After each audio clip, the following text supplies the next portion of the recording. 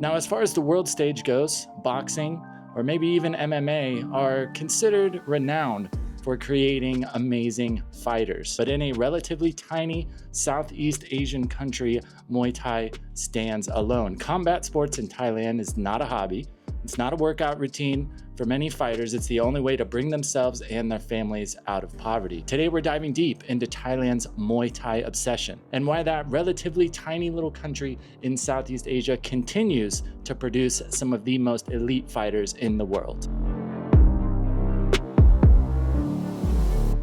How's it going? Welcome back to the channel. I've got an awesome video for you today, guys. I think most people who are combat sports fans have at least heard of Muay Thai, maybe even watched a little bit, but without a doubt, there is so much more to Muay Thai than a lot of people understand. We will get into that today, and by the end of it, you'll pretty much be a Muay Thai expert, and you will have a great understanding of why Thailand continues to make some of the most elite, most brutal combat sports athletes in the world. So Muay Thai, also known as the art of 8 limbs, dates back hundreds of years to when Thailand wasn't even Thailand yet. Back then, it was called Muay Boran, a battlefield fighting style used by Siamese soldiers to defend their kingdom. Back then, there were no gloves, there were no weight classes, just these techniques that these men wanted to get a hold on so they could defend themselves and their country from foreign not-so-good guys. As the continued wars faded, what started as a military skill naturally transitioned into a sport. Villages held fights during festivals, kings hosted matches to find the toughest men in the land, and slowly, Muay Thai became part of the national identity. By the early 1900s, modern gloves and boxing rings arrived, and Muay Boran evolved into the regulated sport we know today as Muay Thai. But the spirit of the style stayed the same. Even now, when fighters Y to their trainers before a match or perform the Y Crew Ram Muay dance, it's not just a show, it's not just for entertainment. That calls back to centuries of tradition. So what makes Muay Thai so much different from boxing or mixed martial arts? Well, first, it's the only major combat sport that weaponizes 8 contact points: fists, elbows, knees, and shins. That's double what boxing allows, and it completely changes how fighters train and defend. In boxing, a clean right hook might end your night. In Muay Thai, an elbow across the forehead could open up a cut that will literally bleed for weeks. Broken shins, concussions, permanent scar tissue, these are all normal and common aspects to the sport. While a lot of other fighting styles practice lots of restraint during training, a lot of Muay Thai gyms train the same way as they fight. And unlike the UFC or boxing, where fighters might compete a few times a year, Muay Thai fighters in Thailand can fight hundreds of times before they're even 20 years old. Many start fighting around 8 or 9 years old, sometimes even younger, because for a lot of families, it's not just a sport or a hobby. It's a great way for fighters to elevate both themselves and their families out of poverty. Another major part that helps Thai fighters stand alone as the most elite combat sports athletes in the world. In the West, fighters tend to train in their spare time, minus elite high-level fighters. In Thailand, most fighters tend to train for something that is a lot deeper: the chance to change their family's economic status, a chance to represent their community, and continue to show that Thailand breeds the best Muay Thai fighters on the planet. Many fighters come from poor villages. They live at their gym. They're up before the sun to run, train all day, sleep in shared rooms, wake up the next day, and do it all over again. For an up-and-coming Muay Thai fighter, having 2 or more fights per month is absolutely normal because, like we said, a lot of these fighters tend to come from impoverished backgrounds, and when you are at that stage, if you're not fighting, you're not getting paid.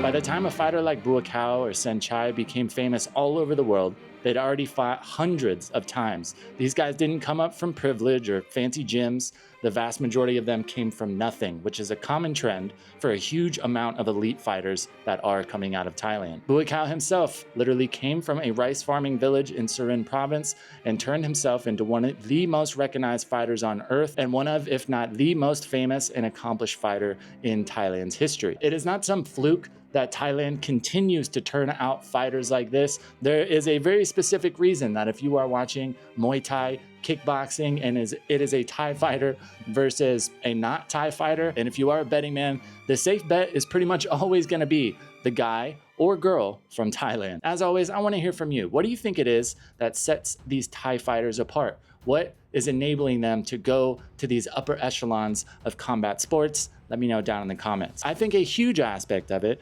is the matter of national pride. There's a sacred vibe about how Thailand views its fighters. That's no secret. When a Thai champion wins abroad, it's not just a win for them, it's a win for the entire country. Fighters are seen as modern warriors representing centuries of resilience, training, and hard work. The same spirit that helped Thailand remain the only Southeast Asian country to never be colonized. This sense of pride drives a lot of fighters harder than money ever could. And that's why you'll see 10-year-olds in tiny gloves bowing to their trainers, crying after every win or loss, because they know they're carrying something much bigger than themselves. In Thailand, Muay Thai isn't just entertainment. It's not just a sport. The heritage goes so deep that it's hard to really grasp how important this is to some of these people who are trying to make a career out of it. Western fighters often talk about being quote unquote built different, but when it comes to Thailand's fighters, this is the only way to be. They don't just train, they live, breathe, eat, and dream Muay Thai in gyms full of trainers who are retired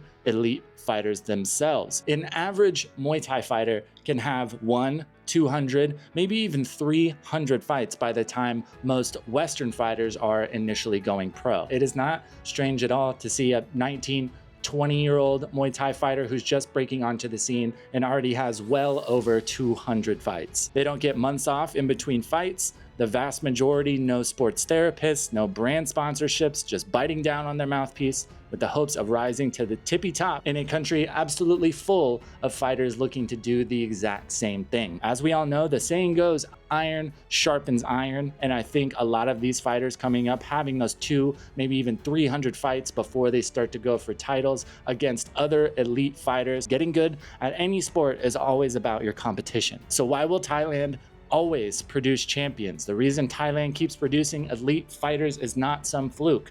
It's the perfect storm of culture, opportunity, determination to make something of themselves for their family and community. From the countryside and the rice fields to Bangkok's famous Rajadamnern and Lumpini stadiums, Muay Thai is alive and well. It could even be argued that with the One Championship series, Muay Thai is bigger than it has ever been, and the rest of the world is starting to take notice. Now, if you are a fight fan, you may be asking yourself, well, I see all these UFC fighters getting these massive paychecks on these pay-per-views.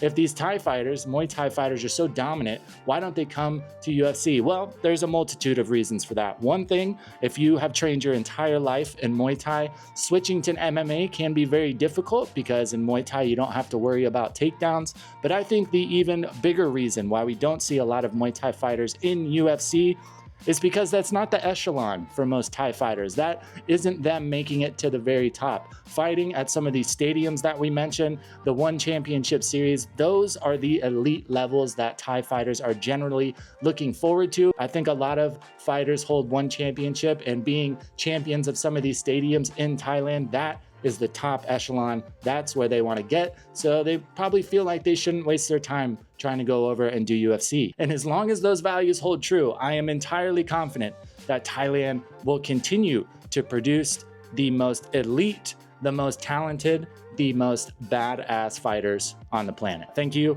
so much for hanging out. If you made it this far in the video, maybe you learned something about Muay Thai today, feel free to drop a like down below. Side note, we have a goal of getting to 20,000 subscribers by the end of this year. If you want to help us out with that, I'd really appreciate it.